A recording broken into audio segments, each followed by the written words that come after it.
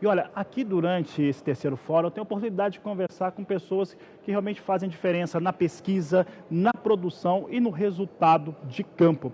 É por isso que agora eu tenho dois convidados especiais, como eu disse, a Miriam Bichler, que está aqui conosco, também o Carlos Cruciol, né? Há pouco, inclusive, participaram de uma mesa redonda, de uma discussão há pouco depois do Cruciol ministrar a sua palestra.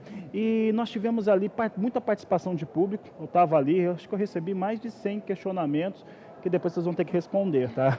Então ali as perguntas, mas olha só, muita gente perguntando a respeito dos compostos, de como que a extração de rocha, como que os resultados no campo, principalmente na produção, elas podem resultar, né? Então eu gostaria de saber, primeiro da Miriam, depois do Carlos, como que a pesquisa hoje, ela caminha para começar a mostrar que no campo, os resultados de campo eles já começam a mostrar, né, já têm demonstrado resultados muito bons quando comparados à agricultura sustentável. Como que a pesquisa tem se alinhado a esse aspecto? Boa tarde aos dois, sejam bem-vindos.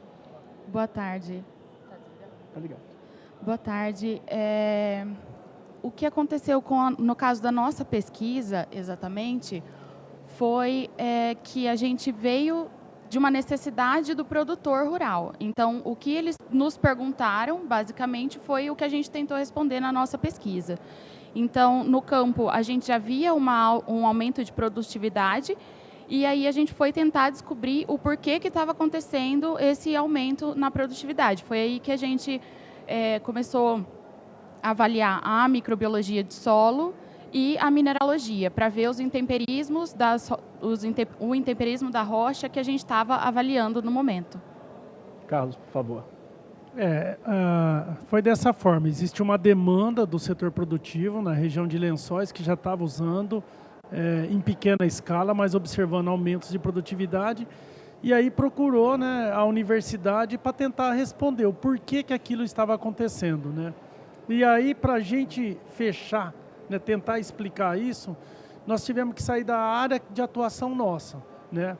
E aí precisamos de procurar parceiros na área de geologia, mineralogia e parceiros na área de microbiologia, porque apenas pela fertilidade do solo e pela nutrição da planta, os resultados eles não explicavam o aumento de produtividade. Então a Miriam foi para a Inglaterra. Na Inglaterra existe um grupo de pesquisa que trabalha com geomicrobiologia e esse pessoal começou, através dessas análises refinadas, né, começou a desvendar alguns dos segredos, vamos dizer assim, que a gente não conseguia enxergar pelas análises que a gente estava fazendo aqui no Brasil, né? É interessante isso, que é o seguinte, eles ficaram interessados pela rocha brasileira e nós mandamos esse pó de rocha para a Inglaterra, porque eles vão trabalhar com ela, estudando isso em solos da Inglaterra. Vou fazer uma pergunta aí, vocês decidem quem responde, mas teve um aspecto que foi falado pelo Carlos durante a palestra, a Miriam comentou um pouco, e eu achei que é de um rompimento com aquilo que está se fazendo na agricultura, que é espetacular. Não é só uma questão de você ter uma quantidade de grãos, por exemplo, ou de massa seca produzida, só de grãos produzidos, mas ter um grão um pouco mais pesado e você ter uma concentração daquilo que você pode trabalhar, né, ou direcionar para que ele tenha na sua composição química, tá? Como é que esse processo aconteceu para chegar a conclusões como essas que nós vimos há pouco? Hoje existe uma demanda mundial. As pesquisas nossas, elas avaliam muito até a produtividade. Está aumentando a produtividade, mas a gente não tem avaliado muito a qualidade do produto produzido. O que a gente acredita? Que quando a gente trabalha, no caso, com pó de basalto, que ele tem praticamente a tabela periódica inteira, né? Alguns elementos que não são essenciais para as plantas, mas são essenciais para o ser humano, esses elementos eles podem aumentar no grão ou no açúcar, enfim. E aí proporcionar uma nutrição melhor para o ser humano. Inclusive microelementos, né? Então essa é uma linha que a gente pretende agora começar avaliar, né? A gente não fazia, nós só medimos só aumento de produtividade. Uma coisa importante que os pesquisadores eles falam é o seguinte: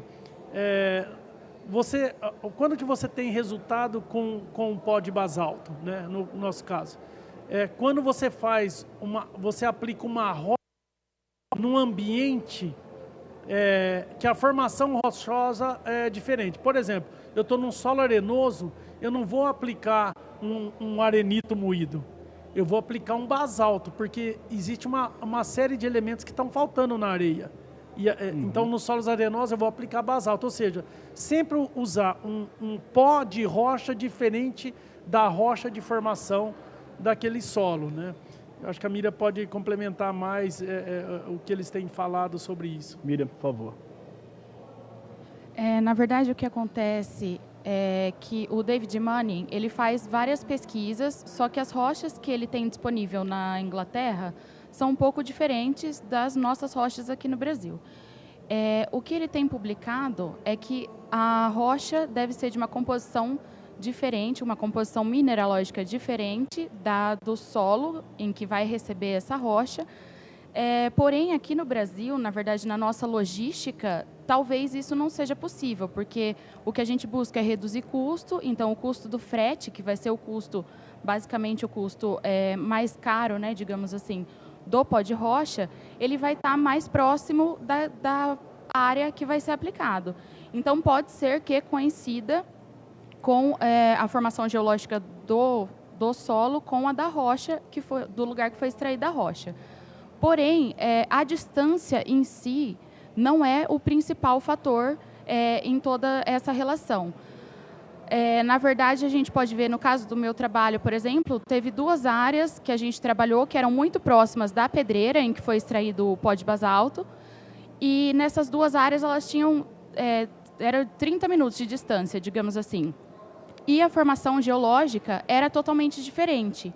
Então, não necessariamente a formação geológica pode ser medida pela distância. Pode ser que sejam muito próximas e, mesmo assim, tenham composição mineralógica diferente. Então, tem que tomar muito cuidado ao dizer que é porque está perto da minha fazenda, então tem a mesma composição mineralógica. Nem sempre.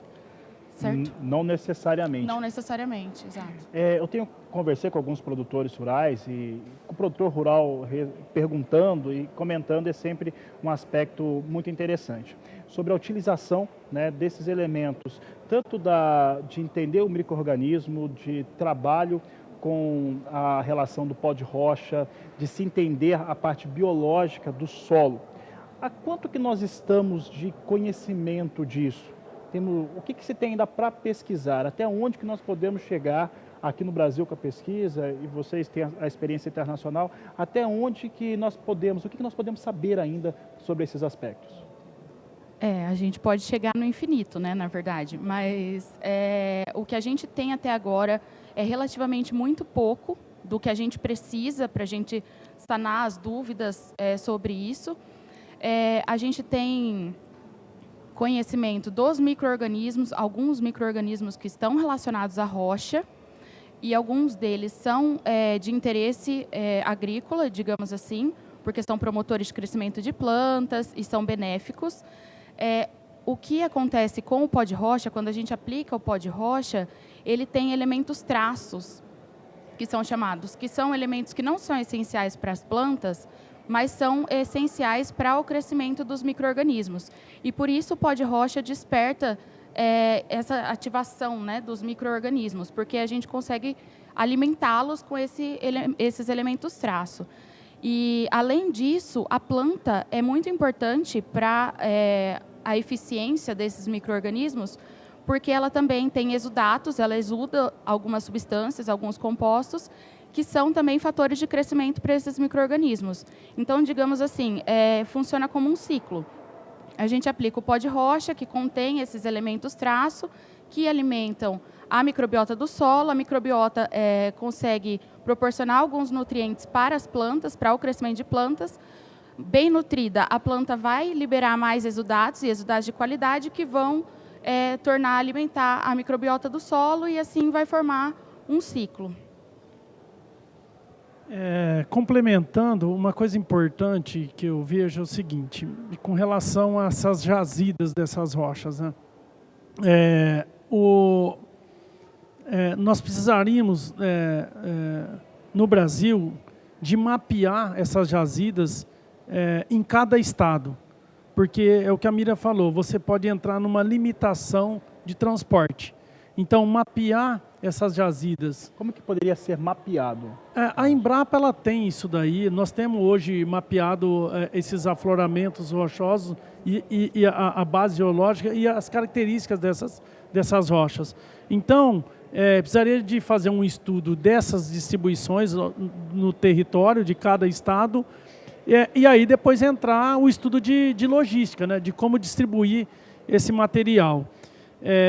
Uma coisa importante, principalmente na pecuária, né, pecuária extensiva, a pecuária ela tá tem muitas áreas da pecuária que está em solos mais leves, solos arenosos. Eu entendo que daria um resultado muito grande em termos de produção de pastagem, tá?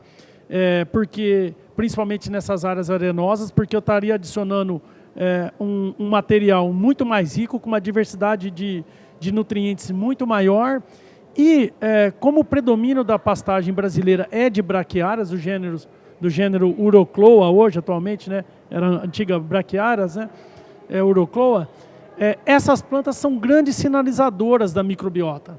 Então, o pó de rocha ele é um sinalizador, porque eu estou colocando uma diversidade maior de micro-organismos, de nutrientes. E a pastagem que predomina é do gênero Urocloa. E esse tipo de planta exuda muito pelo sistema radicular, que funciona como um alimento, um sinalizador da microbiota. Então, pode ser uma opção. E quando a gente tem esses sistemas, e quando eu coloco mais plantas nesses sistemas, eu faço uma diversidade maior de planta, eu sinalizo melhor essa microbiota. E a tendência é aumentar a produção vegetal. Então, essa é um dos aspectos. Uma outra coisa, o seguinte, que a gente vê, muitas perguntas falam, né, questionou a gente aqui no seminário sobre se a gente poderia pegar e misturar, fazer mix de isso.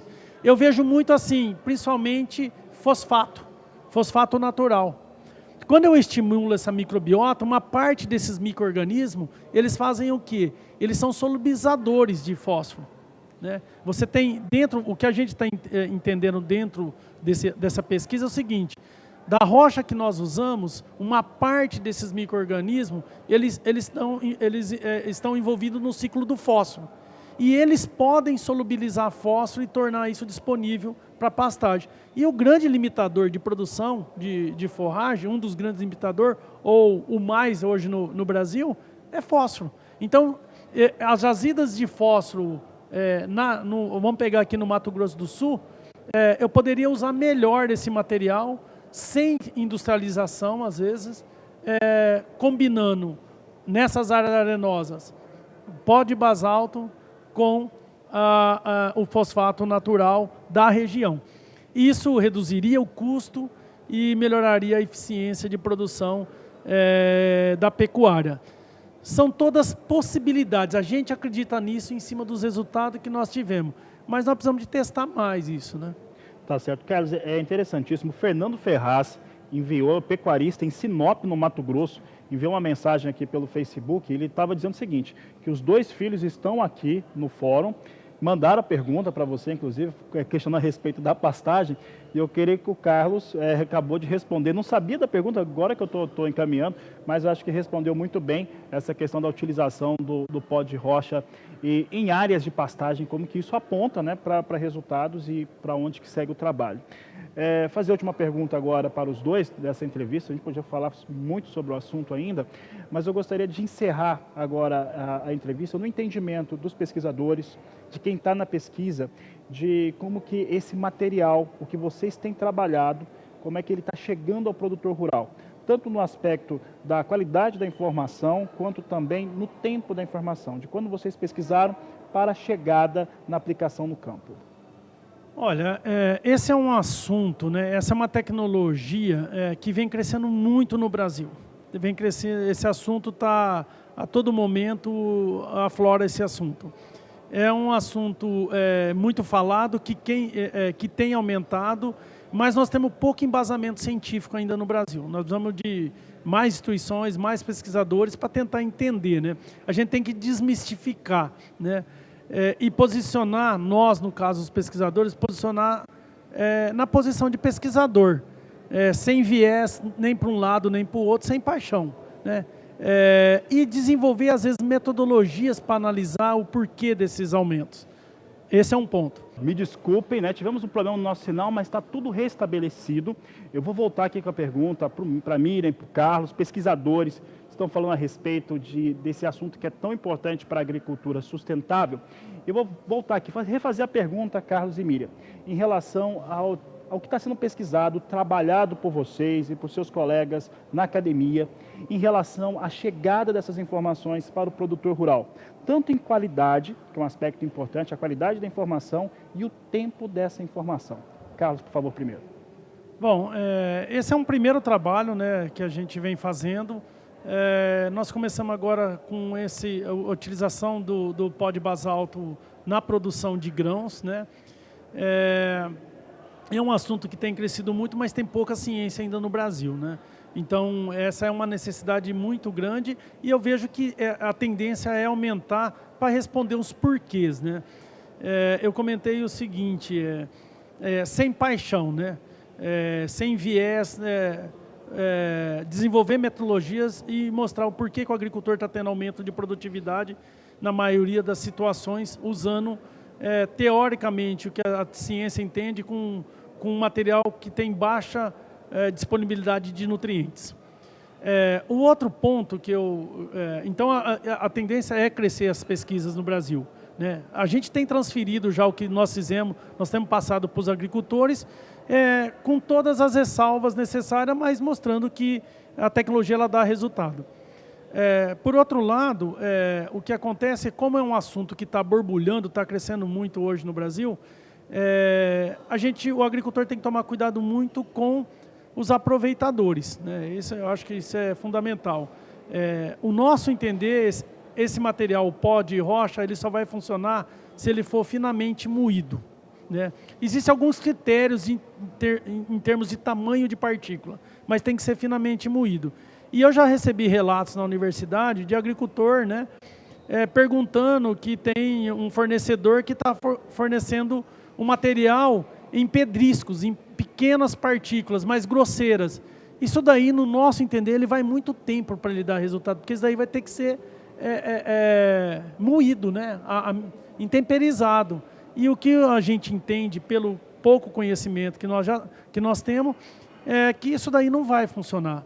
Então, nós podemos entrar numa onda, num modismo, né? E o agricultor tem que ir com bastante cuidado. Mas os resultados que nós tivemos, seguindo os critérios que já tem, os poucos critérios que tem estabelecido para esse tipo de manejo, tem dado resultado. Miriam, por favor. Na verdade, dependendo do tipo de rocha que a gente trabalha, ele talvez aceite uma granulometria maior. O basalto, no caso, ele tem um agente cimentante, então, por isso a dificuldade de ter esse intemperismo com maior velocidade. E já existem legislações relacionadas ao pó de rocha, então o produtor ele pode recorrer à legislação para verificar se o pó de rocha dele cumpre os critérios que precisa para realmente ter a eficiência que a gente espera no campo.